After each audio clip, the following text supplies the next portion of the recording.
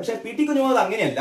ഒരു സിനിമ പ്രദർശിപ്പിക്കാൻ വേണ്ടിയിട്ട് IFFKയിലെ സ്ക്രീനിങ് കമ്മിറ്റിയിലുള്ള പി ടി കുഞ്ഞുമുഹമ്മദിന്റെ അടുത്തേക്ക് നവാഗത സംവിധായക വരുമ്പോൾ പി ടി കുഞ്ഞുമുഹമ്മദ് ആ നവാഗത സംവിധായികയെ പീഡിപ്പിക്കാൻ ശ്രമിച്ചു. നവാഗത സംവിധായിക ഓടി രക്ഷപ്പെട്ടു. ആ വാർത്ത ദേശാഭിമാനിയുടെ ഏത് പേജിലാണ്? 11-ാം പേജിലുണ്ട്. അതെങ്ങനെയാണെന്നറിയോ? പി ടി കുഞ്ഞുമുഹമ്മദിന് മുൻകൂർ ജാമ്യം എന്നാണ് പറയുന്നത്. പി ടി കുഞ്ഞുമുഹമ്മദിന് മുൻകൂർ ജാമ്യം. ഇതാ പി ടി കുഞ്ഞുമുഹമ്മദിന് മുൻകൂർ ജാമ്യം. ഞാനതൊന്നല്ല, നേരത്തെ നമ്മൾ മനസ്സിലായി അതിക്രൂരമായി ബലാത്സംഗം ചെയ്ത മറ്റേത്. ഇതെങ്ങനെയാണെന്ന് നമ്മൾ സിനിമാ പ്രവർത്തകയോട്, ശ്രദ്ധിക്കണേ ഈ വാർത്ത, സിനിമാ പ്രവർത്തകയോട് ലൈംഗിക അധിക്ഷേപം നടത്തി എന്ന കേസിൽ സംവിധായകൻ പി ടി കുഞ്ഞുമുഹമ്മദിന് മുൻകൂർ ജാമ്യം.